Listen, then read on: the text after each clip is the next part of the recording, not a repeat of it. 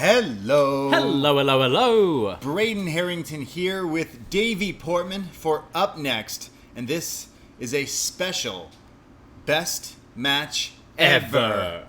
Yes, it is. We haven't done one of these for a while, No. and we have our friend WH Park with us right now. WH Park in the house. I'm the first post-wrestling adjacent person in your new tower, the BDE Tower. That is right. Yeah. Beautiful skyline of downtown Toronto. I was saying to Davey earlier when he met me to bring me up here that this is the deepest I've been into downtown Toronto since moving back to Canada. Wow. So You're getting a whole tour. I'm getting like the best part of downtown Toronto, the new home of UpNXT. You've heard the best part of downtown Toronto is right here In the BDE 2. in the BDE 2. Yes, we're all hanging out tonight because the government told us we can't. So, no, the government said we can now. They said Soon, 5 people. soon. Yeah. So- 5 people. We're 5 good. people. And we're vaxxed. Yeah. So, Pfizer? Pfizer gang?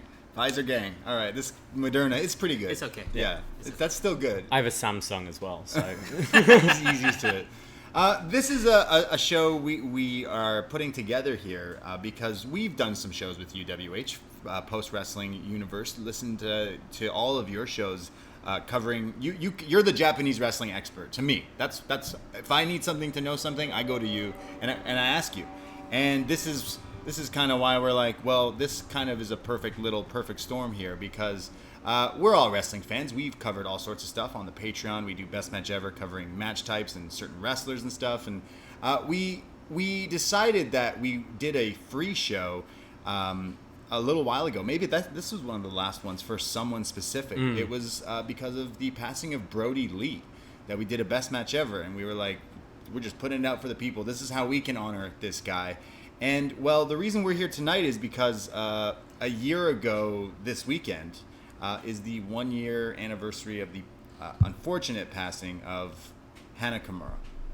Yeah, Hana Kimura is someone that I hadn't watched a whole bunch of. I did that Cinderella tournament with you last year, WH, and kind of, she was definitely, I think she had a draw in that tournament, if I remember, and she had like a great match, and she was definitely someone that stood out to me. And then listening to like John and Way Way specifically talking about Terrace House and stuff. Yes. And then obviously a year ago, all the horrible news came out about her taking her own life due to kind of cyberbullying and all of that stuff. Which it's really a it's sad really story. sad. But a year's passed since then, and I think it's a nice opportunity to kind of, for you and I, Braden, like actually learn a bit more about Hana Kimura and see some of her matches. And WH, you were saying earlier off air, you've pretty much seen her whole career. Yeah, from like kind of like the ascension of her to like becoming a main event player in Stardom and in wrestling in general. Like one of the, I think, big tragedies, besides like she died at such a young age, 22 years old, and that's the biggest shame of all, that someone so young died for the reasons that she died. But also, like, as a wrestling fan, like you could tell that she was gonna be something huge in wrestling in Japan, and I think worldwide. I think, you know, the parent company of Stardom, the company that she worked for, Bushiroad, which is also the parent company of New Japan Pro Wrestling, was very much behind her. Like, she was gonna be one of their big stars, along with Mayu Iwatani, Julia, and at the time Arisa Hoshiki, who has since retired from wrestling. But those four were the participants in the dark match for Wrestle Kingdom at the Tokyo Dome. That's right. And MSG, we went to Ring of Honor, the Supercard of Honor, the New Japan one in New York at MSG, and we were too busy getting drinks. We missed her match. We never got to see her. We never got to see her live, even though we were at that show, unfortunately. But yeah. One thing, like, I kind of feel sorry for you guys in a sense, because like one thing that really translates well with her live, and I can say this, I've seen her live in like so many different venues, is that her charisma in person was just like outstanding. And I saw her in different phases of her career, where she's like a tag wrestler and kind of like underneath certain other wrestlers in the faction that she's in, and then to becoming the leader of her own faction, and obviously someone who's being groomed to be, okay, you're going to be one of our top players in Stardom. So it was interesting to see that evolution of her career and her character and her look, and just, but the one constant that I found was like just her charisma was just always present. Yeah, stands out. Absolutely, Definitely. absolutely. So we have this show called Best Match Ever, where we normally look at around sort of 5-6 matches, whether it be a wrestler, a certain rivalry, match types, pay-per-views. We've done all sorts. Hell in a done Cell, all all sorts. sorts of different ones. But we thought this is the best way we could honor Absolutely. the late Hana Kimura. So that's in fact what we're going to do. I find wrestling in general is like movies. It's like music, and there's different genres and there's different subgenres. There's American pro wrestling with your favorite WH, and then there's like Japanese pro wrestling, or what do you call it? ProRes. That's right. Then there's like sub tiers. Like if ProRes was like metal, and then all of a sudden there was like new metal, or like different subgenres and stuff. Because I find in the past maybe 5 years, WWE like clearly plucked what they liked from certain things, and Joshi wrestling is something that's just like once you watch it, you're like, oh, I get it. I understand this completely, and I feel like Joshi like you could show this to non-wrestling fans, and they're like, what, these like cute Japanese girls are just going out there killing each other? Why haven't I heard of this before? And Hana Kimura fits 100% into that slot, because if you're someone who's not familiar with her, you just look at what she looked like and you go, oh, she's a pro wrestler, and then you watch her matches. She doesn't wrestle how she looks, if that makes sense. What I think is great with the matches we're going to talk about is you were saying about sort of her transformation. And we see that in these matches where she starts off younger and pretty kind of basic attire. And then you see just her gear getting like louder and louder. Her hair, she's like adding the braids and she's got the pink hair and stuff. And it is kind of that meanness, that aggression. And for me, it almost feels like, you know how like you hear, this is a weird comparison, but you hear about the story of Tommy Dreamer in ECW, and it wasn't until he took that like kendo stick, like lashing, where the fans were like, okay, there's like you can take a beating. And like Triple H with thumbtacks. And I think often like the baby faces, like Hana Kimura, sort of very bright, pretty. You don't expect her to show this aggression, and it's almost you've got to push that even more. Am I making sense here? Yeah. It makes like a very like compelling wrestling character as well. I've only watched like 1 or 2 matches because I think you mentioned this, the Cinderella tournament that Stardom does. You watched some for a show, but then you showed me some of them, and like her outfits are crazy, and I definitely remember seeing the colorful stuff. But the wrestling there is something that is like you're super familiar with WH because you watched a lot of Stardom like full stop. That's why you're very familiar with like her career. Yeah, I mean, I started watching Stardom and Joshi like only actually recently. Okay. Like I will readily admit, like Joshi for the longest time was a big blind spot for me. Right. As far as my wrestling viewing goes, but it was actually honestly, I'll admit this, like it was Kairi Sane.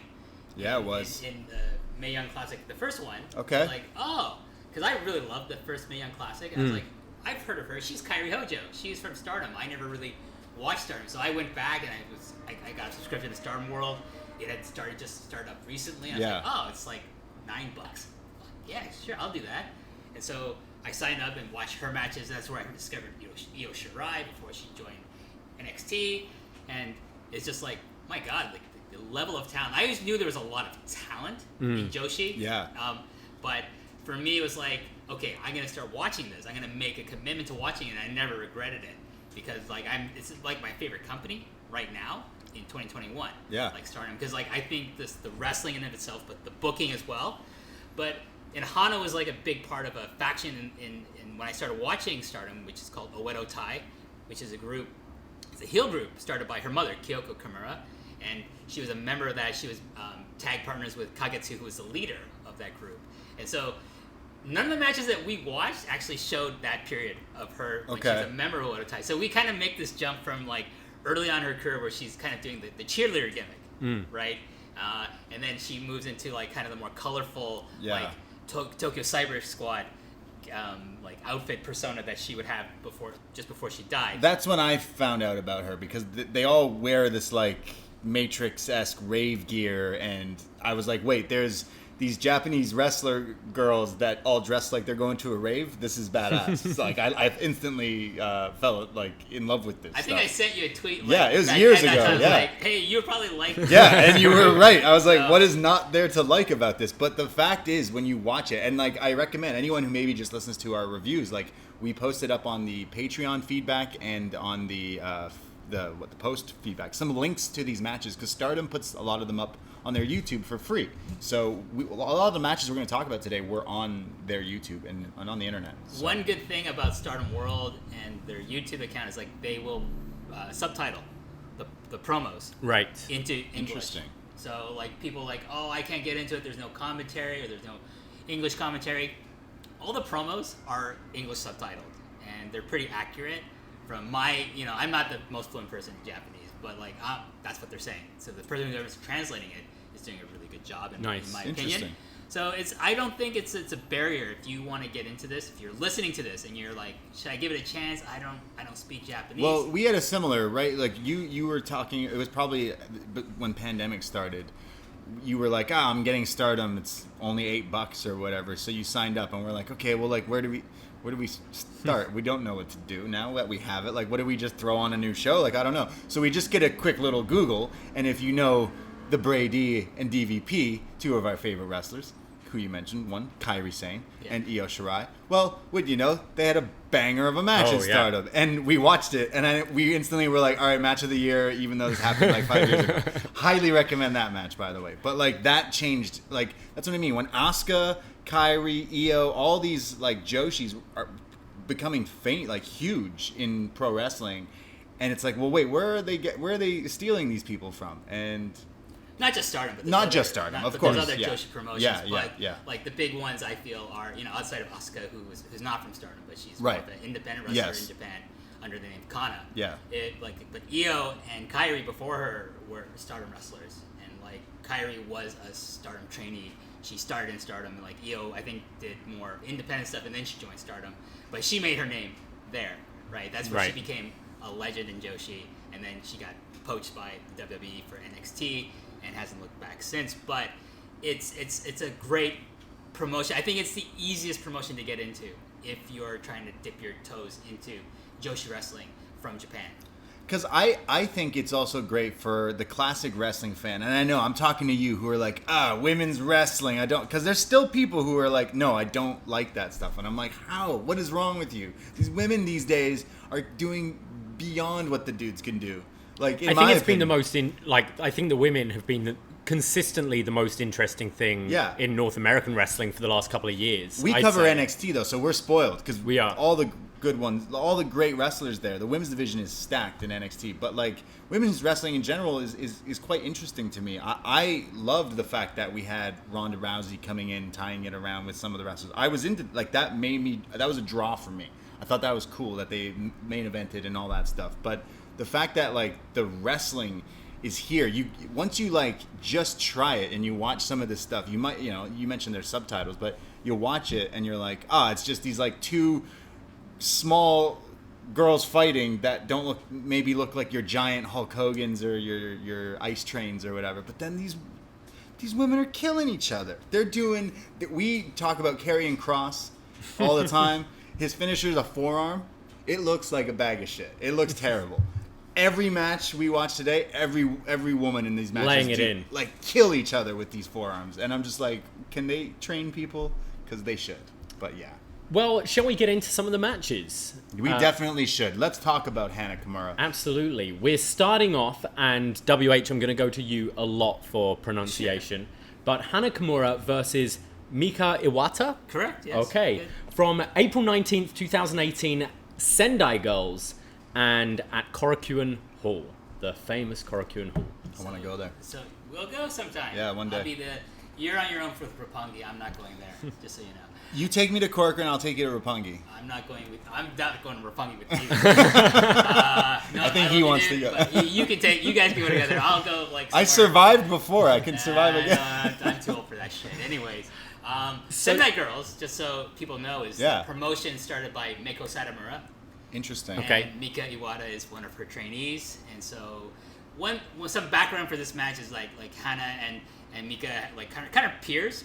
like they started kind of around the same time, and so Mika is like the kind of the Hana of like what Hana is in like to like Stardom, Mika is to Sendai Girls. Gotcha. So they have this rivalry, kind of a generational rivalry together. They've had matches before, and this is kind of a culmination of a long program that they've been having in tag matches and maybe a singles match before. So this is at Korakuen Hall, so it's a big deal. So this is the match that gets the most praise of the series of encounters that they had together. Okay. Gotcha.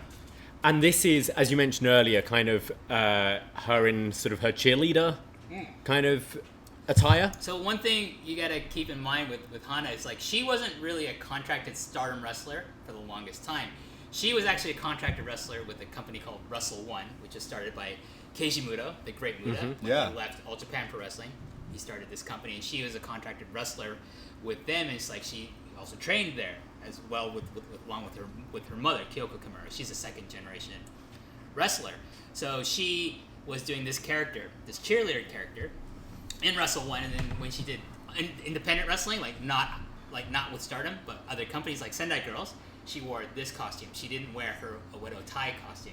So it's kind of interesting for me watching, she's wearing this kind of more ninja-like outfit in Stardom, but she's a cheerleader in other companies. A cheerleader who wears a Ribera jacket. That's right. She's sponsored by them. Fuck, I want one so bad. I'll kill someone for one.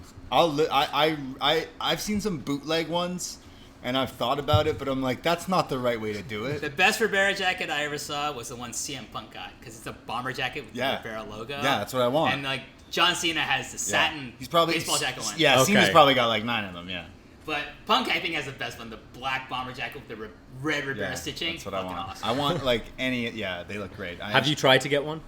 You have to be a wrestler. Okay. Like, I once jokingly asked, and they're like, you a wrestler? I'm like, no, podcaster.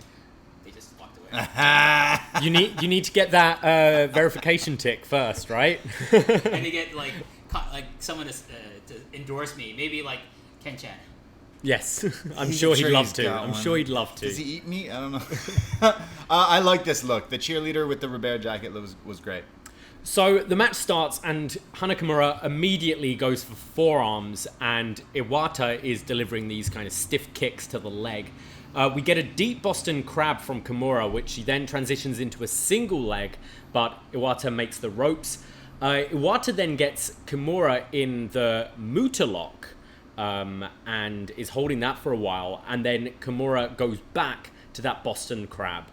We have drop kicks delivered by both women, and then I was trying to work out the name for this move, but Kimura does it in every match, and it's like an octopus stretch, but then taking it down to the mat and wrapping the legs around the neck and just almost like a double arm bar. It's like an octopus hold with like a Fujiwara armbar mixed in. Yeah, it is. It looks so effective. Yeah, she never wins with it. But I'm looking up the names here for this thing because I couldn't find it, but there's ground manji gatame, which could be that, or the sickle hold, which is the Muda lock. I don't know. Double armbar cobra twist. That's what I think that is. Double armbar cobra twist. I'm calling it the Kimura key. The Kimura key? That sounds good. Yeah. Let's go with that. It looks You sick. would think Hana Kimura would have a Kimura lock, wouldn't you? But True. yeah. she does this move. But sick. this move looks great. It looks so painful. Yeah. One thing I noticed in all the matches I watched for this, which was all the matches you guys watched, was that when she's in there with someone who's a good striker, one of her strategies, and it just showed me like, oh, she's such a smart wrestler. She tries to close distance. She evens everything out by grounding her opponents, by putting on a submission hold. Like, she'll be getting the shit kicked out of her, and then she'll just like grab a hold, and then she just yanks it, whether it's this move or a different move. But it's like her grappling game is actually very strong. That's what I mean. Yeah, she doesn't look the way she's like a ring general, and she does the kind of there's almost the Zack Sabre Jr. stuff where you've got one hold, and then she'll often go from like a Boston Crab into a single leg, into the STF, and then into that octopus stretch, and just working from body part to body part. Very impressive. Iwata then catches her with a knee to the jaw, and then Kimura comes back with her like Yakuza kick in the corner. We get a Northern Lights with a bridge for a 2 count from Iwata, and then Kimura, like just as you said, grounds her with a sleeper hold because she's getting way too much offense. Both then go back and forth, just trying all these different pinning combinations, victory rolls, small cradles. And then we get a huge super kick for a near fall from Iwata. Kimura comes back with a delayed vertical brainbuster for a 2 and goes right to the cross arm breaker. They start fighting on the top, and Iwata hits a superplex, and then Kimura delivers a headbutt, which just sends Iwata collapsing to the mat. I hate these things. You hate headbutts in wrestling. I'm not a big fan of them, but like it's been a long time since I'd seen this match, and that headbutt, I'm like, oh. Yeah.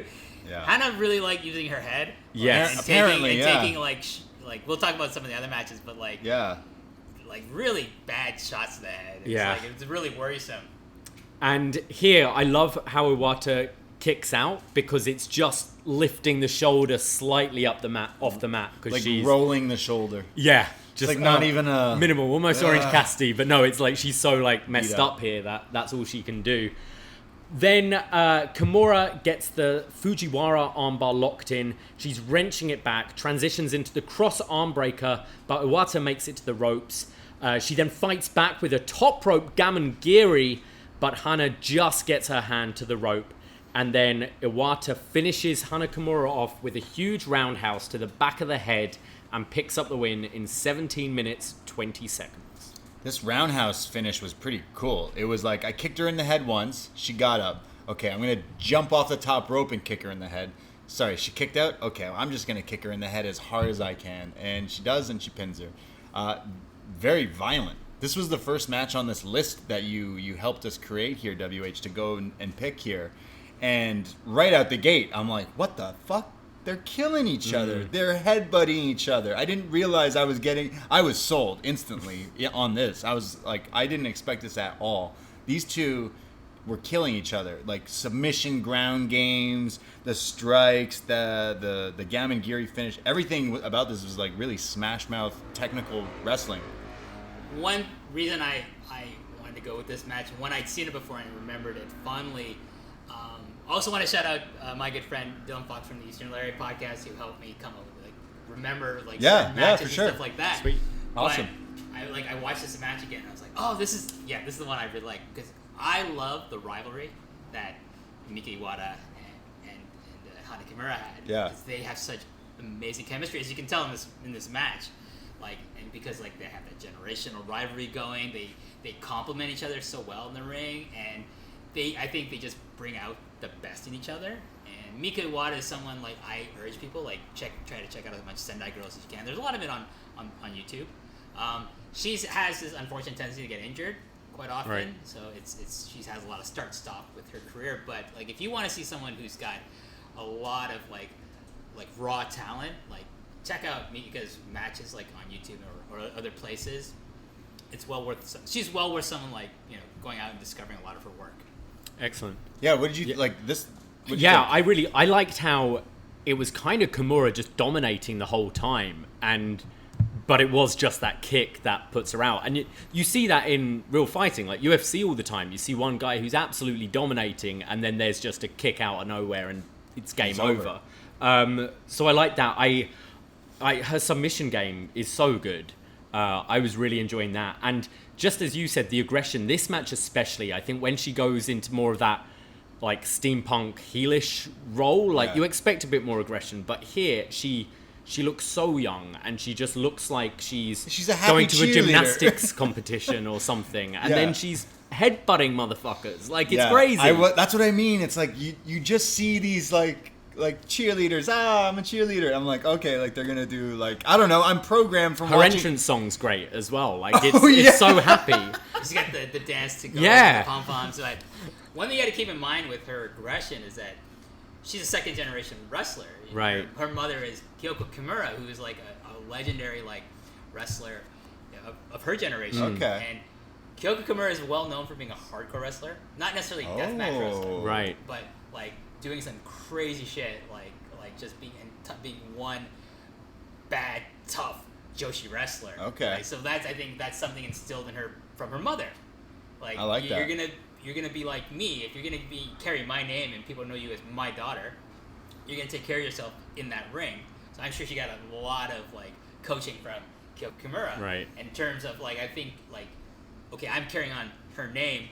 I'm gonna be just as tough as she is. She is. She comes out the gate like a little, like, again, she looks like a cheerleader and she's beating the shit out of people. I was like, oh, yeah. You definitely you see it a lot, kind of the chip on the shoulder when you're second or third generation, because you've got so much to live up to. And you see, like, with Charlotte, how at times they really try in NXT, they really try to distance her from the Rick connection for a while. And then they sort of embrace it, I guess, once you've established yourself more as your own person, that's when you can kind of bring that in. But I imagine it definitely, you have something to prove way more. Especially if your mom was such a legend. It's interesting you bring up Charlotte. I'm a big Charlotte fan. I love Charlotte. To me, she is what like WWE is. Like they've managed to create this megastar out of Charlotte for me. But comparing it to like pro wrestling, like in-ring quality and match style, nowhere near this. Oh no. This was like these two girls were killing each other. So yeah. For me, the closest you get who's someone who's in women's wrestling in America who's not Japanese is Sasha Banks. For sure. Because she is a student of wrestling history. Like, she loves wrestling. That's where she comes from. It's not because her father was a famous wrestler or anything else. She loves wrestling. She loves Eddie Guerrero, but she also loves Japanese wrestling.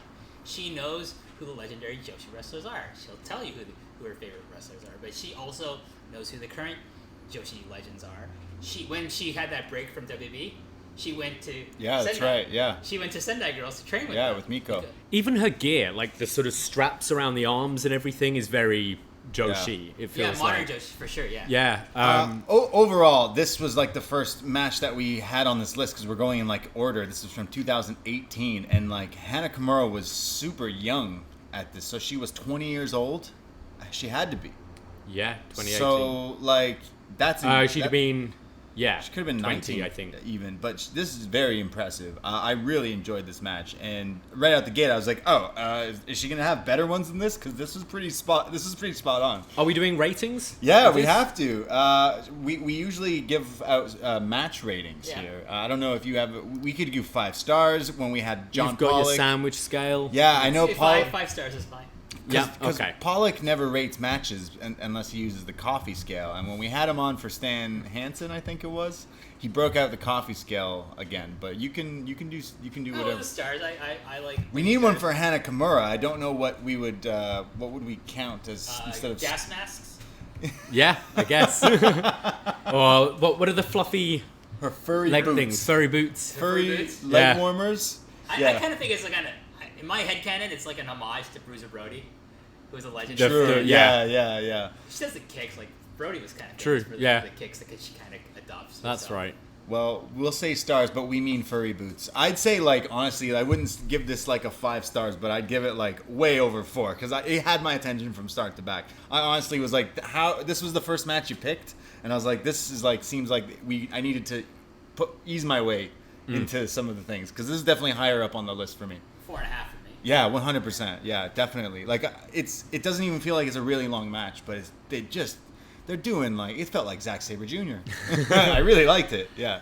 I went a 4. I was a bit lower. Like I enjoyed it, but I could have maybe I'm used to more kind of like of the sort of epics. I guess maybe, and it didn't quite reach that for me, but really solid. Cage Match gave it a 7.81. I even read that it has a Meltzer rating. Oh, I didn't see that for this. I thought I saw that it had a 4.25. Apparently, allegedly, YouTube said it.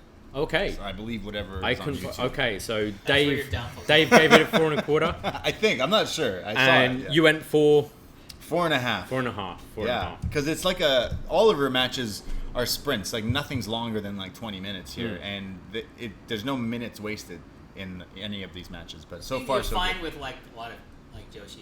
In my experience, at least, it's like there's like an economy to a lot of the matches, and it's like get to the story. Let's get finish. Not rushing it, I mean, but it's like they're all around 15. We don't want to waste any time here. Yeah, that makes sense. We only have 15 minutes. We need to make sure, like, you shouldn't waste any time you're on camera. No, essentially. But yeah, great stuff. And even though she's 20 years old and a cheerleader, she comes out and kills it. I thought this was awesome. Highly recommend. Again, it's on YouTube. Go watch it. We go to September the 2nd, 2018, which is the day before Hana Kimura's birthday. And Your my birthday. Yes. You have the same birthday as Hana Kimura. Have the same birthday, yeah. September 2nd, 2018. This is from Wrestle 1, and it's Hana Kimura versus Asuka. What? But not that Asuka. Oh.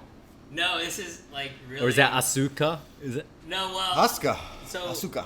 Asuka from WWE. Yes.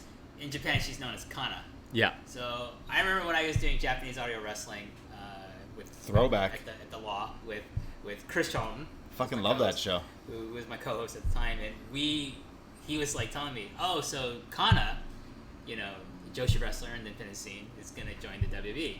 Okay, she'll probably keep her name because it's easy to say. Kana's like one of the easier Japanese names. They called her Asuka. It's like, why would you go with something a little bit more difficult to pronounce? I even remember. But it worked. It worked for her. The commentary didn't know yet. The commentary were calling it wrong. So I was like, oh, it must be Asuka. Like Asuka. Because the commentary were saying that. And then I was like, wait a second. Who's the commentator? Yeah. I want to say it was Corey Graves. I could be wrong, though. When Asuka came in. It was a long time ago now. Maybe Rich Brennan or something I was watching that, ago. I remember reading, I knew about her. And I didn't know much about her. But I'm like, Kana is an easy thing to pronounce. Yeah. Why is it Asuka now? But anyways, this Asuka that we're going to talk about. So who is this Asuka? This Asuka is an imposter. Independent. No, I think I can't remember if she had the name on the Indies before Kana became Asuka. That's kind of snake, right? But it's confusing if you're not so familiar with this Asuka. So if people watch AEW, she was in AEW. She was Venny, right? Yes. AEW, right? So yeah. if you're familiar with the Joshi wrestler Venny, this is Asuka that we're going to talk about. Okay, so again, someone who has kind of a similar background to Hana in the sense, more, I think, sociologically or socially, because Venny is a trans wrestler. And, trans is not so accepted, and not so openly accepted, in Japan as it would be, in the Western world. In the sense, legally, she probably doesn't have any, rights or protections for her gender identity.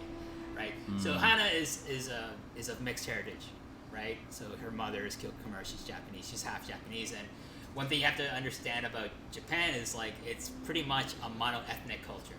So being different is not easy to be. And this is something maybe we will probably talk about later on in terms of Hana's mindset at the time of her death. It's she grew up with a lot of bullying, and I would imagine I don't know so much about Asuka that we're going to talk about, but being trans, I don't think that's easy to be in Japan, right? I mean, that's something I thought right from the beginning when I realized, I looked up Asuka and realized she's trans.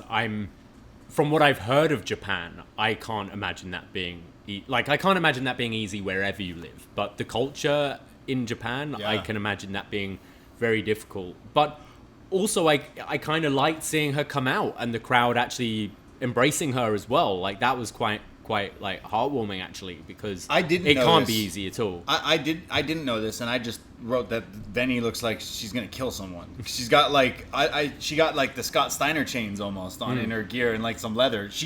I just figured she's a little bit bigger and a little scarier. The heel, I assumed, in this match. Well, one thing that we see in the pre-match promo is their history. They had matches before, and this is someone that was a big name in independent Joshi and was winning titles. So when she comes out for this match, she's carrying the Wave Championship for a now defunct promotion called Wave. Okay, I have so many questions for you right now, WH. I'm gonna just fire them off, and you give me quick answers. First of all, Wrestle 1. What is it? Wrestle 1 is the company started by Keiji Muto when he left All Japan Pro Wrestling. They've now since died. Yeah. R.I.P. But Wrestle 1. they produce a lot of great wrestlers. A lot of them are now in All Japan Pro Wrestling now, and ironically enough, or they're members of Pro Wrestling Noah. So a lot of the wrestlers found homes. But this is where Hana kind of got her first contract with a real company. But they didn't have a Joshi division, right? So sometimes they would have Joshi matches. They would bring in someone to fight Hana on one of their big shows. But for the most part, they let her wrestle in other companies. But hey, you're on retainer to us. If we need you, you come wrestle for us. But this is adjacent to this. She's also working a lot for Stardom, but she can also do independent dates, like that a lot of the peers in Stardom couldn't do. Okay. My next question you already kind of answered in a line, but so Venny comes out with her epic entrance, and the arena here was sick. There was a lot of people here for this event. Venny comes out to Beyonce, Who Run the World Girls, which is awesome. And then Hana Kimura comes out to When I Get Older, I Will Be Stronger, and on me freedom, just like a waving flag. And I'm like, wait, what? That's not really the song I imagined to see her come out. But you just mentioned something about a wave? A flag? A what? No, so Venny's the champion of this promotion, this Joshi promotion called Pro Wrestling Wave. She was the champion of that. And so it has nothing to do with Hana. So why is she using this song? So you get so the timing of this match is like Hana just came back from Mexico for her excursion. Right. She left Wrestle One and Stardom, and she went to Mexico to do training there Okay. and to do an excursion. That's why she's wearing the headdress, like traditional kind of traditional Mexican headdress. Gotcha. When she comes out for Red, because she's paying homage to like this culture. I think that she fell in love with, and like really wanted to pay respect to, and so she's changed her image, and she changed not her cheerleader outfit, but like her hair was different when she came back. She had the extensions. Yeah, because this song, Waving Flag, I'm pretty sure it's a guy from Toronto who did the song. It was FIFA World Cup or something, and it was remixed, like the World Cup did a world remix, and this is the like Latin radio version that she comes out to. So that checks off there. That makes But very interesting. I was like, what? Like of all the like Venny just used Beyonce. Clearly anything's on. You can use anything. If you can use Beyonce here, because they clearly don't have rights. And you chose that, I was like, what? All right, whatever. Cool. Kimura offers her hand at the beginning of the match for a sign of respect. They grapple up, and then Asuka delivers this huge slap across the face, showing no respect there. And then we get a bit of a slap fight, but they're not holding back with these. They're clocking each other like over the ear. It looks so painful. Asuka goes for a moonsault to the outside, but Hana moves. And then Kimura is just thrown into the chairs at ringside, just goes smashing through them. And that's when we start getting the chair shots to the head. There's Hana is kind of up against the ring post, and Venny just swings it like a concerto against the ring post. Yeah, like, wasn't expecting this at all. Neither was the ref, because he goes over and he's like, yo, what the fuck are you doing? And what does Venny do? She spits in his face. I was so disgusted. I loved it. Pre-COVID world. Yeah. Asuka misses a drop kick, allowing Kimura to apply, I think it was like the octopus stretch. Sorry, what was it called? The double... Cobra twist thing. Then she gets sort of the legs. I don't know what this move is called, but she's got the legs of Asuka in the sharpshooter, but then almost like an STF, like bending back. Looked really cool. And then transition that into a crucifix for a 2 count. We get the face wash in the ropes to the back of the head of Asuka from Kimura, and then this huge kick to the face. Just repeated. The second one looked nasty. And then both are delivering pump kicks back and forth to each other. Asuka comes back with a big boot of her own, but Kimura gets the better of her and now applies that submission once again, taking her to the mat, but Asuka gets to the ropes. Now, Kimura is just trying to pin Asuka any way she can, and then gets countered into this wheelbarrow German suplex, which looks Snowplex. awesome. Snowplex. Oh, snow, the snowplow. Snowplex. Okay. Looked great. We then get the superplex off the top from Kimura, but Asuka kicks out, and then we get the missile drop kick from Kimura, followed by like a fisherman's falcon arrow. What's this called? This Yeah, no idea what this was. It looks sick. Fisherman Buster, something like that. Fisherman's falcon arrow, sure. Yeah. Looks sick.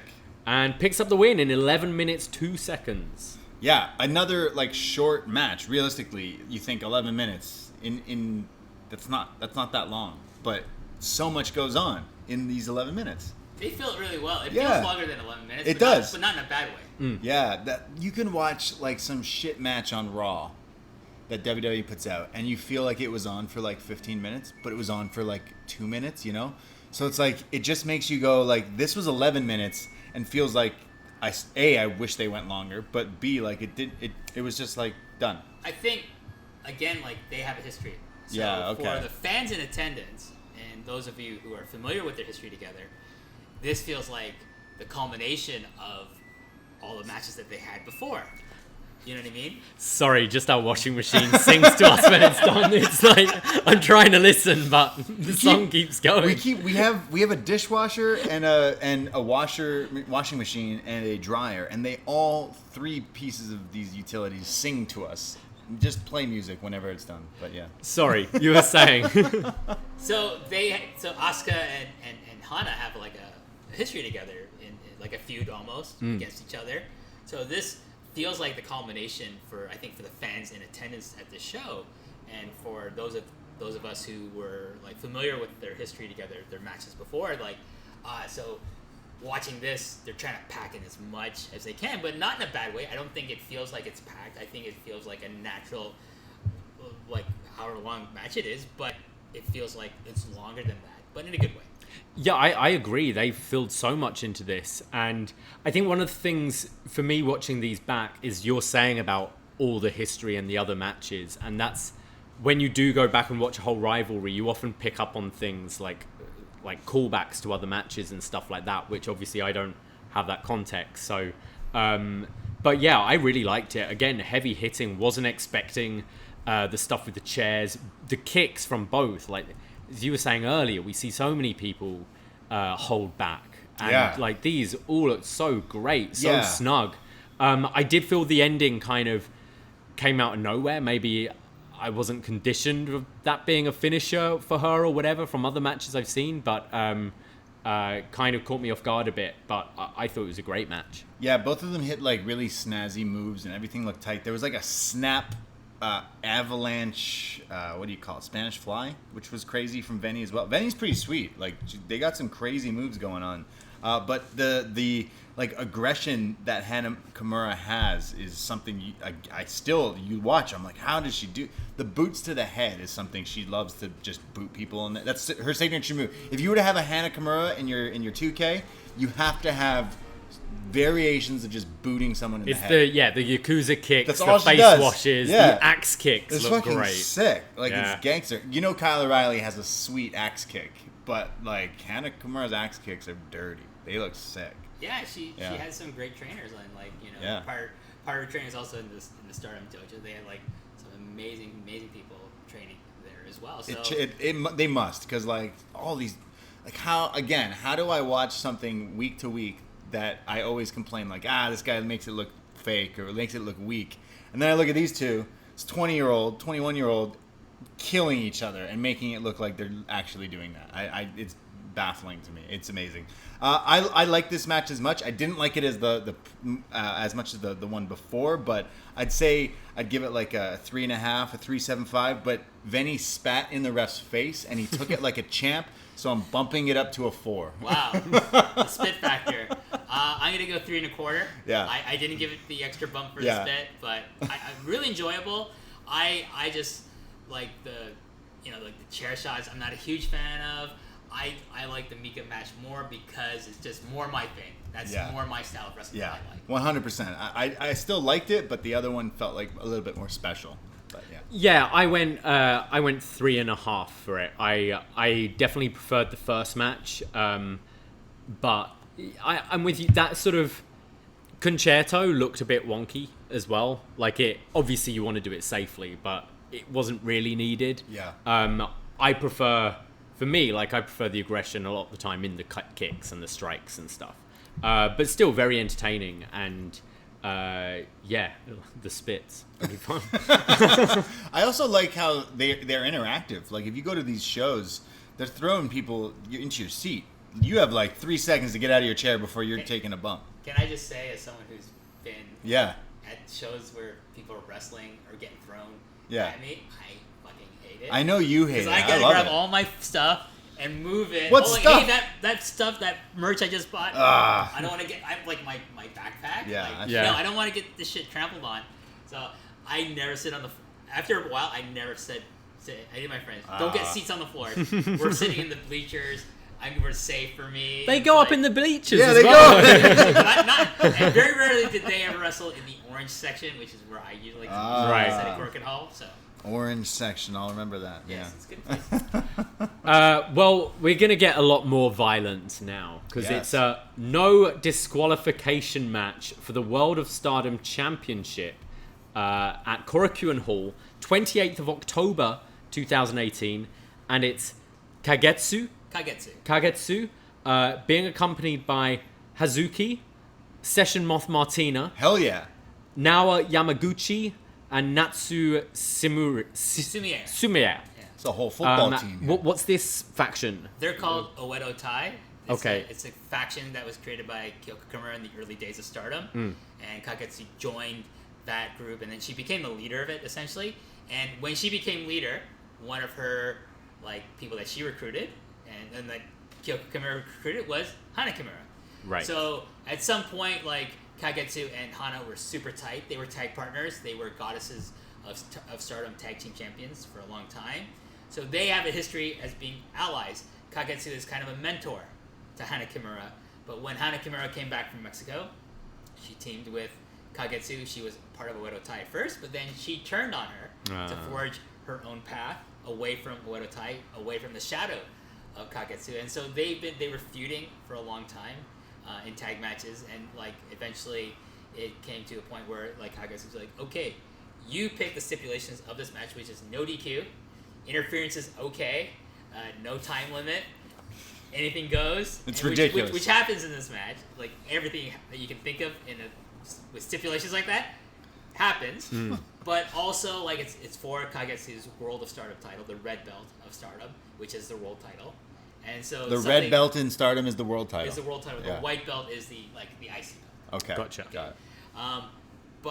But this is something Hana wants, and you think at some point it's going to be her destiny to be the red belt champion. So it has a lot of layers. This match, the history between Kagetsu and Hana as tag partners, as tag champions, as mentor and student, as really best friends, and now they're enemies in at this point in their careers. Damn. Okay. Gotcha.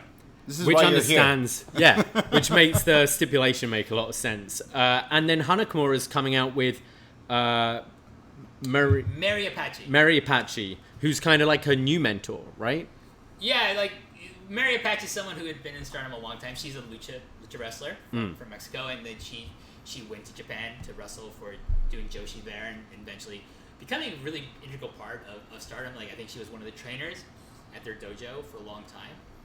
And when Hana went to do her excursion in Mexico, Mary Apache's family is someone that are people that took care of Hana when she was over there, and so there's a really tightness. I think also Mary Apache and maybe Kyoko Kimura, Hana's mother, have a friendship as well. So there's a lot of layers with Mary being in Hana's corner here in a lot of different respects. Gotcha. Is this the kind of the start where Hana Kimura here, Hana's becoming this cyber thing? Because she's got the look now in this match. So what I like that I know this post excursion from Mexico era of Hana was it's like when Naito came back from Mexico and he started Los Ingobernables de Japón, LIJ. Right. This I felt was a lot similar to that evolution of her character, of her persona, of she's always a solid wrestler, but maybe she was missing something that extra oomph to be a main event player, to broaden her appeal to a larger audience that would see her, whether it's in Stardom or other promotions. So this character really caught on. I think especially for young women and young girls who are really drawn to this. Yeah, this is how I found out about Stardom. From what are they called? The Tokyo Cyber Squad? Tokyo Cyber Squad was their faction that she would form a little bit later after this. Yeah, so it's, again, imagine they're all in rave gear and get the gas masks, the weird hair, contact lenses, very colorful. And weird enough, I just quickly searched Tokyo Cyber Squad to see who was in this. They have a lot of people. Jungle Kiona, Konami, Davey, you might recognize Layla Hirsch Oh. What? Okay. That's very strange. And Bobby Tyler, who I think just recently signed with WWE, and Zoe Lucas. Yeah, there was all these other people in this team. But yeah, when I think of Hana Kimura with this look, when I've watched her, it's like this.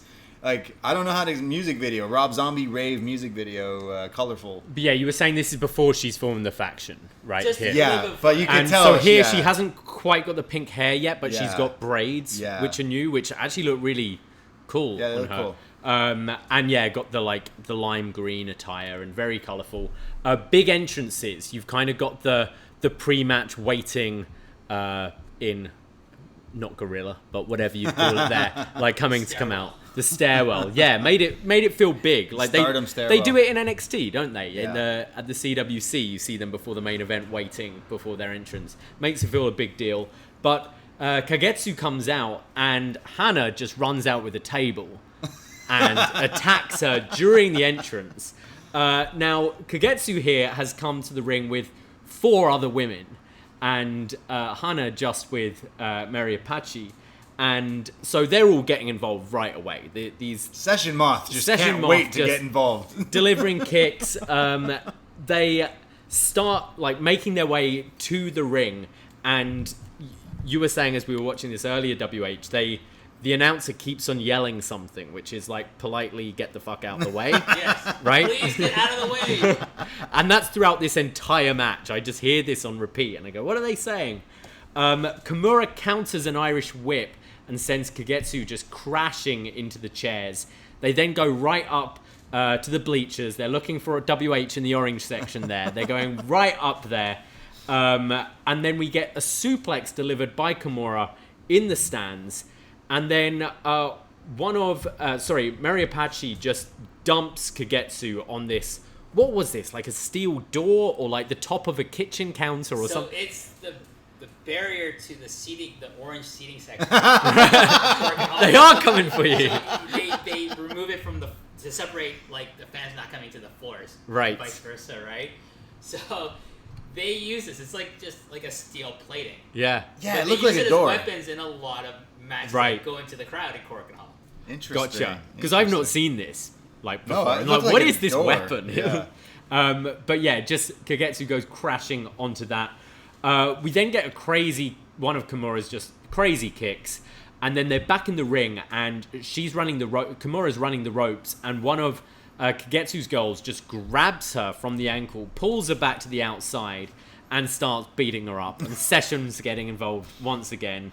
They then hold Kimura down as Kagetsu delivers this crazy tope suicida, and Kagetsu's a little larger as well, so always looks way more scary when he's a bigger person. But Kimura being held up to take it as well looked great. We then get a scoop slam on the stage, and then this is where it got a little uncomfortable for me to watch. Kind of knowing what happens with Hana, but they get out a rope and they kind of string her up for a few seconds against the scaffolding entranceway. Yeah, obviously it made us all kind of feel uncomfortable watching this, but it was just part of this match and and stuff. But it's weird. It's because no wonder Hana made a whole stable, because this whole match is getting beat up by 9 people the whole match. So, And she's the heel, right? Yeah, it's what? So No.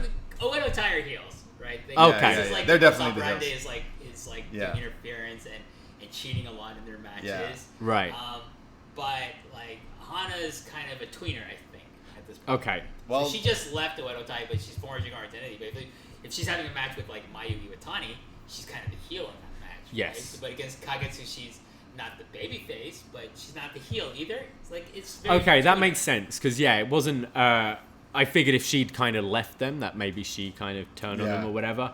but she gets out. But of she this- doesn't feel like a pure babyface here. But here, she's just getting beaten down by everyone. And then in the ring, Kagetsu just starts Irish whipping all of her faction members into the corner at Hana. It got a little ridiculous. Destroying her. So that's a Dragon Gate special. Come on. Yeah. And then Mary Apache comes for the save. We get another great-looking axe kick from Hana. And Hana creates a pile of steel chairs in the middle of the ring. Kagetsu smashes one of them over Hana's head, and it just stays round her. It's like the plastic base, right? These chairs, it's the steel like frame and then a plastic base. Oh no, I'm not saying it's not going to hurt. It's going to hurt, but the frame stays round her. So every time they smack it, the chair, like the seating of it, comes out. Isn't this the best? Isn't this the visual you want from a chair shot, though? The frame. Selfishly, this is what we want. Yeah. In my opinion. It looks impressive. It looks very impressive. If I were to let you hit me with a chair, I want it to look like this. Yes.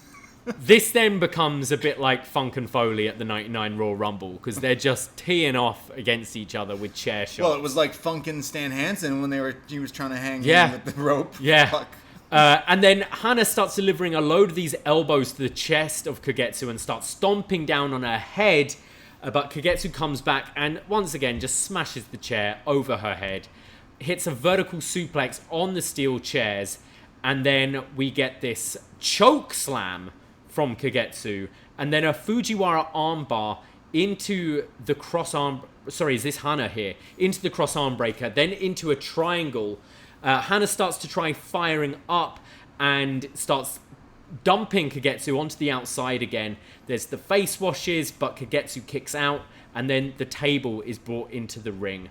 And Kagetsu sets Hana up on the table, goes to the top, but Hana manages to slip off and delivers a choke slam of her own. Lady Kane.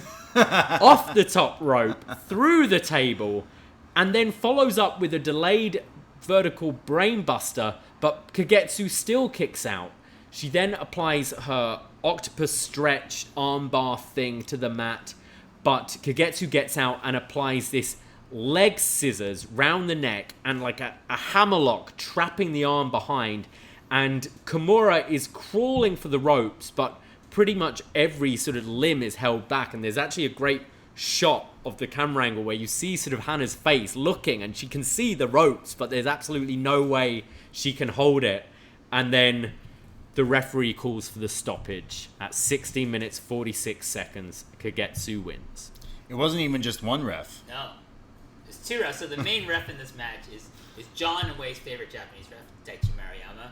Asked him about when we Stardom together, before the pandemic. They didn't spit at him, did they? No, okay. He's actually a legendary referee for Joshi promotions. Right. So like the fact that he's refereeing like for Stardom must be pretty cool for those who know the Joshi history. But he's the main ref in this match, and at the point where Kagetsu has this submission hold on Hana, and she passes out in this hold, but like Daichi Maruyama's like, I think she's out, but it's such a big match, the stakes are so high, so he calls upon the other ref who's outside. This is Barb Sasaki. He says, come in here, check her too. Like, I want your opinion as well. I want to know. I want to make sure I'm not going to just end this and like, I want to make sure it's definitively over, like she can't continue. And like, he's like, yeah, she's done. Then he calls for so it's like a double ref stoppage. I thought it was great. Like, WWE can't even get one ref to do the finish right. Like, lately it seems that way. This guy's like, I want to call this, hey, yo, do you think she's out? Yo, dude, he's out. All right, maybe he should just have more conviction. Doesn't have to go to his friend. It seemed like he wanted to call it. It does make it makes the moment feel even bigger, I think. Yeah. I loved this match. I thought this was It was so violent. Yeah, they were like doing all sorts of stuff. The chair shots really did it for me. The stuff I didn't like was like the stable doing the whole runaround thing. It's kind of part and parcel with that group.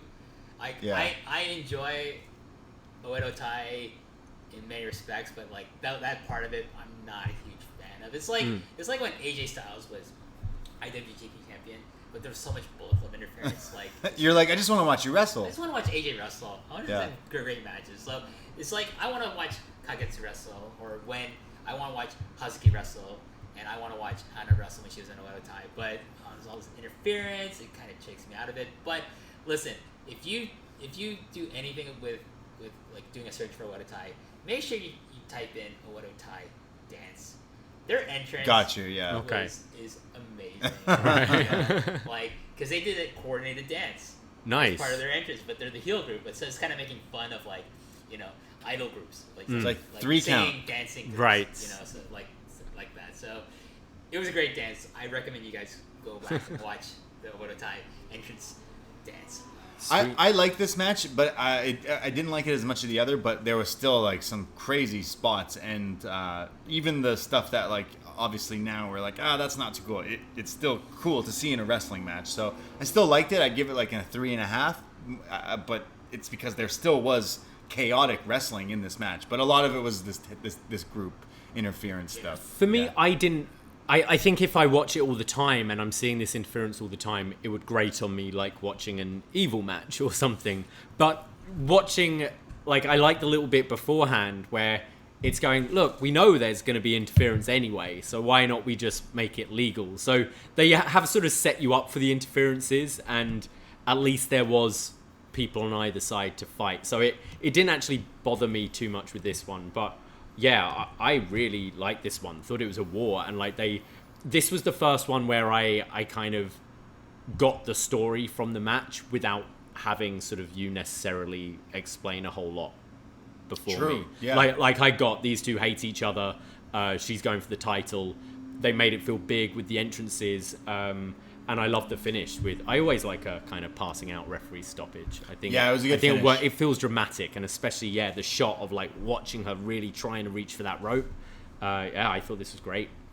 What would you give it? I give it 3.25. Just like I'm not big on like the rope spot. I'm not big on chair shots. For sure. Yeah. But it's still a great match, and like it's fun to watch. So many great things about it, like the intensity these two have, the chemistry that these two have, because they have that history, and I'm aware of that history, so I have that context for going into this match. But yeah, the things like I'm not a fan of, like, kind of do bring it down. But for sure, the finish of like the trading of submission moves is awesome. Yeah. This has been my favorite one so far. Yeah, I went 4.25 for this. Yeah, for sure. Yeah. I mean, I've kind of said it all. Just felt big and felt like a war, and loved the finish. Yeah. No, I think I said 3.5. Yeah. 3.5? Yeah, okay. yeah. And cage match, this is stood at an 8.07. Hey, it's on the board. We go to the 22nd of September, 2019. Stardom 5-star Grand Prix at Korakuen Hall. And it's Hana Kimura versus Hazuki. Yeah. Who's part of the other stable? She's in Owodotai. Yes. So the background for this match is really interesting. So Hazuki, when she started in Stardom, was recruited into a different group first, a group called Queen's Quest, which was a group started by Io Shirai.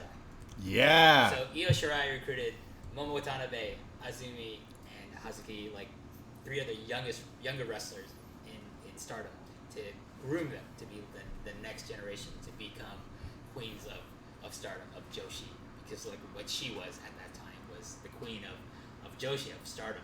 So these are her. I feel like Io's the queen of Joshi right still, now, at least right now. Yes, yeah. I know. We know. But but at some point, Stardom does this gimmick every year called the draft. Like so what they do is like everyone in every faction is up for grabs. So they have a match of the leaders of each faction are in this match. Whoever, so it's like an elimination match. Whoever gets the first pinfall, whoever is eliminated first gets the last pick. Okay. Okay. So at some point, Kagetsu is the leader of Owodotai. Io Shirai is the leader of Queen's Quest. Hazuki's in Queen's Quest. At some point, it's Kagetsu's turn. She's Io Shirai's strategy. I gotta get Momo because that's her girl, right? She picks Momo first, but Kagetsu's like, I'm taking Hazuki, and Hazuki's like, you didn't pick me. I gotta join them. So she is reluctant to join Owodotai because they're feuding with each other. Hana is like the second in Owodotai. Like Hazuki's like one C. 1A is Io. 1B is Momo Watanabe, and 1C is Hazuki.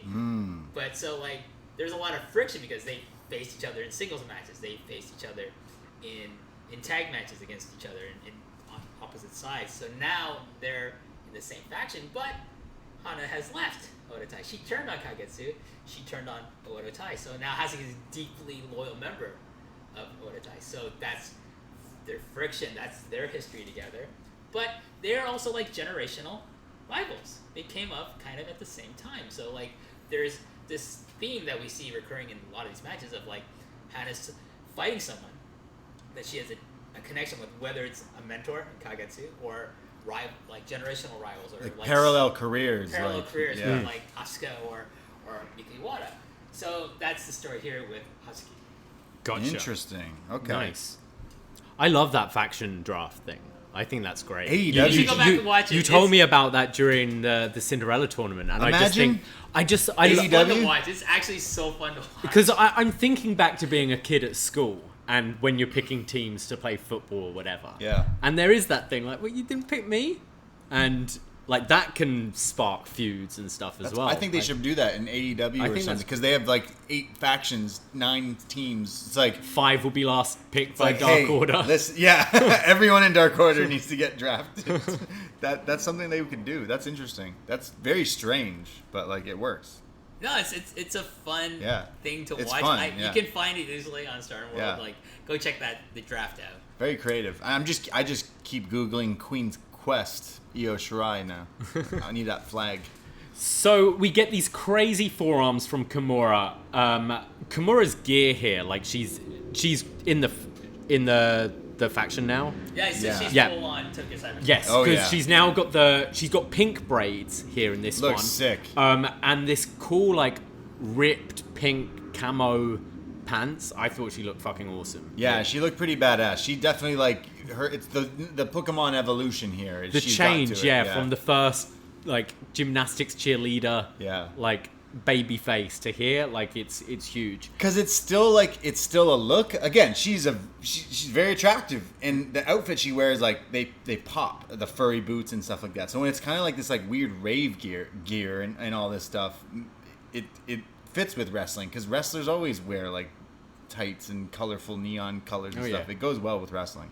So they pretty much right away start fighting up in the stands, and then Hazuki starts. Sorry, was that right? Hazuki? Hazuki, Hazuki is delivering some face washes of her own, and then Hana comes back with a big drop kick, fires up and hits her own face wash, another, and then Hazuki hits a full Nelson slam. Who was it that used to do this? The big one, the full Nelson into the Uranagi. Full Nelson into the Uranagi, what, test? Yeah, I guess so, yeah. This? Yeah. So Hazuki, clearly been watching her test. This one was this one was like a full Nelson slam into like the Sheamus backbreaker, I think. You know what Sheamus does? What does he call it? The Irish curse Oh, or right, something? yeah. It looked like that. But no one does the full Nelson slams anymore, really. Like I can't think of It's a good move. I yeah, like it. yeah. It was it used to be someone's finisher too. The Patriot. Did you see that? Who did it? Del Wilkes, the Patriot. Did he do Oh, The maybe. Patriot? I don't remember. Full Nelson. I mean, the Bubba Bomb is a sit-out full Nelson thing. Yeah. I don't know how that hurts though. But. We get the crossface applied from Hazuki, but Hana makes it to the ropes. And then we get Hazuki climb to the top and hits a top rope senton, but only a 2 count. Hana then catches Hazuki with the double armbar stretch, that octopus stretch she's been using, but she can't fully apply it, and Hazuki makes it to the ropes. Kimura goes for another face wash, but her leg gets caught up in the rope and then is hit by a code breaker, followed by a suplex, and then Kimura comes back and just kicks her in the head, followed up by another great looking axe kick, but Hazuki kicks out. We then get the inside cradle from Hazuki for a 2, a big boot from Kimura for a 2, followed by a big missile drop kick, and then Kimura gets Hazuki up for the package pile driver, holds onto it for the pin, 11 minutes 49 seconds. This is a package pile driver sit out. Yeah, she didn't even Yeah, she just true. sits out and the ref's like, yeah, that looks like the shoulders are down. And Yeah, she doesn't readjust at all. Does she's she? like pinning. No, but I'm saying she sits out like Kevin Owens will hit the package pile driver and it'll obviously he's protecting the person. This almost no protection. It looked deadly, yeah. Looked great. Yeah, it looked really good. Really impressive looking. Yeah, there's no way you're kicking out of this. I liked the back and forth here. Again, the theme of Hana Kimura that is just she's a badass. She's kicking people in the head all the time, And now with this crazy gear, imagine getting kicked in the head repeatedly by furry boots. Just be great. You say like, imagine. Maybe I Maybe you do that. Yeah, I don't know. I like the fact that they fight all around the crowd. There's the classic wrestling spots with like near falls and everything, but it still had this like aggressive back and forth storytelling, which was real. I'm not familiar with Hazuki, but yeah. She's retired now. Very controversial about the circumstances led to her retirement. Like, I went to her retirement match at Korakuen Hall, and when she had her last match, she got on the mic and says, "I don't want to retire. Stardom is forcing me to retire." Everyone was like, "Whoa, she's shooting on this company." Interesting. I don't know exactly. There's a lot of rumors as to why she was forced to retire by Bushiroad, by Stardom. Interesting. You can look this stuff up. Okay. But it's a shame. She was so talented. Like, as you can, if you watch this match, it's like you're just getting kind of a sampling of how good she was. She's got a great look as well. Kind of a bit of a sort of Catwoman thing going on here. Like, of anyone who's like in Queen's Quest, she was the most like Io in terms of the way she wrestled, right, and her intensity. And I think if she stayed in wrestling, stayed in Stardom, she would have probably reached the heights that probably Io did reach in Stardom. Yeah, I thought she was pretty impressive, actually. I'm now Googling Queen's Quest Hazuki to see if she was in this union. I thought this was a good match as well, and the package pile driver is one of my favorite moves. I think Penta is someone who does it really well, but now I can say Hana Kimura does a really good package pile driver. She doesn't even move over to pin you. She's like, just fucking count it. And the ref's like, yeah, all right. They wouldn't kick out anyway. Yeah, what would you give this? I'd say like I really liked it, but I'd say like almost a 4, like around there. Like it still was really fun to watch, and the reoccurring theme is Hana Kimura just comes at you like a spider monkey, kicking people in the head, and this one was like just she's gunning to win this match. That was her story. I need to kill her, and she did. But like 3.75 if I'm getting technical. Yeah, I went 3.5 for it. It was just a really solid match for me, but I didn't quite get the like emotion that I like getting from a match to sort of push it over the 4. Which like we don't know some of the storylines and absolutely stuff too, for sure. But yeah, the package pile driver, like a great super finish there, looked great. Yeah, it looked pretty lit. What would you give it? I give it a 4 because like I have the benefit of knowing the history between these two, and so that context, plays out through for me when I'm watching it, and like all their interactions, like there's the history there. There's the history there. For sure. So for me, there's a lot of emotional content between these two that really,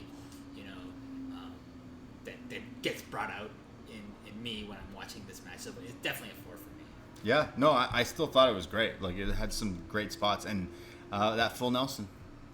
That full Nelson. We go to our final match of the night. It's Hana Kimura versus Julia from the Stardom year-end climax, 24th of December, 2019 at Korakuen Hall. Christmas Eve in Korakuen Hall. I didn't go. You didn't go? I bet you wish you did. You know why I didn't go? Why didn't you go? I was saving money for John and Way's visit. Because they were coming like the next week. Fault. They were coming in a week later, so yeah, true. Damn. So, background here. Julia is not a Stardom wrestler originally. She's a member of a Joshi promotion called Ice Ribbon. She leaves Ice Ribbon to join Stardom, very controversially because she didn't do it properly. She just left the territory. She didn't give her notice. She screwed up other people's retirement plans in the company. There's a lot of heat on her. There's a lot of heat on Bushiroad and on Stardom for poaching her. Okay. But she's brought in like as someone that they're really high on, and I'm talking about them being Stardom and Bushiroad, who's got plans for Stardom. They just bought it recently. They have plans for this promotion. They want to make Stardom the Joshi equivalent of New Japan Pro Wrestling. Yeah, I see it. Yeah. Julia's a big part of that because she is very marketable, right? She's very attractive, talented wrestler. She has like kind of, because she's also of mixed heritage. She's trilingual, is she? She's English, Italian, Italian, Japanese, English. Yeah. So she's coming in, and she's immediately targeting Hana as her first rival, because they immediately like Hana's kind of like, you're taking my spot, you're not taking my spot, and Julia's like, oh yeah I am. So they have this rivalry, and this is their first singles match, and they had a lot of interactions before, like brawling outside, not in match itself, but like brawling at press conferences, things like that, but also in like kind of tag matches, interactions, but really violent. This is their first singles match. Yeah, you can see it in the pre-match video. There's like a press conference where they're just pulling each other's hair and stuff. And oh yeah, the video is hype. Yeah, that makes a lot of sense. You saying because like Hana being like fearing that Julia might come in and take her spot, because I guess they're both like when I look down the roster, sort of when we did that Cinderella tournament, these are the two where I go, oh, I could totally see Triple H wanting both of these women. I see Julia of the whole being a roster. huge It's star, these two that I think just have that. They're so marketable, and especially like Julia is someone I definitely see doing Seeing a big star in things. wrestling, yeah. If we want to make that kind of parallel with New Japan wrestlers, like I would say Hana is Naito. So Julia is Okada. That's what I said to you yesterday. Yeah. I think she even has a look of Okada about her. It's weird. That's the position they want her to be. Right. Is like this person that's coming into the company fresh. She's going to freshen up the scene. Mayu is Tanahashi. Okay, Mayu Iwatani is Tanahashi. Right. Arisa Hoshiki is, I don't know, like she's kind of like maybe Nakamura in that kind of quartet of like those New Japan wrestlers in 2016, 2017. That's what they wanted to create. Bushiroad wanted to create with these four wrestlers in Stardom. So Naito versus Okada is like Julia, like or Hana versus Julia here, kind of. And then Session Moth is Toriano. Io's Sure. Io is Kenny because they left. No, she's better than Kenny. I agree. Despite what Ricochet. Oh, don't get me started on Ricochet. I know we don't see eye to eye on Kenny, but I'm glad that we can agree on that Io Shirai is the greatest. Io Shirai, and listen, like let me just quickly touch upon Ricochet and his dumbass tweets about Io Shirai. It's like, dude, it's not her fucking fault. You're in a shit position in the company. You signed the contract. You can't get over with the management on main roster. Who knows? Maybe Io Shirai won't get over. I doubt that. I think she's gonna do well. You're damn right she's over. So, but the fact is, like, why you would tweet that, I have no idea. He deleted But it. he's an idiot. He is an idiot, yeah. So. Yeah, very interesting. Bless him. I mentioned, so this one's on Christmas Eve. Yeah. In Japan, and it's Hana versus Julia, and I genuinely think both of them, you're right, like both of these could be very big stars in wrestling. From watching this, right away, the story, I didn't need to know the story. I knew the story right away. It has a like a Rock Austin start to it, because right away they just go at each other, like they hate each other. There's no locking up or anything. They're just like, right away delivering these forearms to each other's face. It's like Julia's like, I need a second, like almost like moves away or like goes out of the ring maybe to the ramp, and Hannah's just like being such an asshole where she's just like getting in her face. And I mentioned earlier, I bumped up a match. A whole .25 because someone spit in the face of a referee. Well, Hana Kimura is like, hey, Julia, hey, bitch, spits in her face. This is a huge glob of spit as well. Giant. It's a loogie. But Julia's reaction is fantastic. So this is right at the beginning of the match. They've been going at it with forearms. Hana's spat in her face. She turns around, looks pissed, and then kind of just smiles and laughs and is like, all right, we're going there, are we? Charges at her. But Kimura, being a little dick as well here, as she's running towards her, just slaps her as hard as she can across the ear, stopping her in her tracks.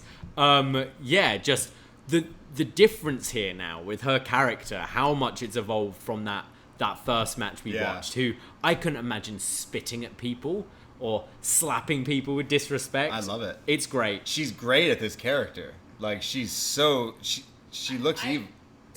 You don't like her as a bad guy? No, I don't necessarily think it's a character. I think she's being more herself. She's now been allowed to project, like, what's always been in her. Right. So, one thing you gotta remember with Hana is, like, something I mentioned before. She's of mixed heritage, right? So is Julia, right? Yes. So, there's parallels that you can run with Julia and Hana here. Yeah. Like, what I think is adds intensity to their rivalry is that I think they see a lot of each other in each other. Mm. They see, you're like me.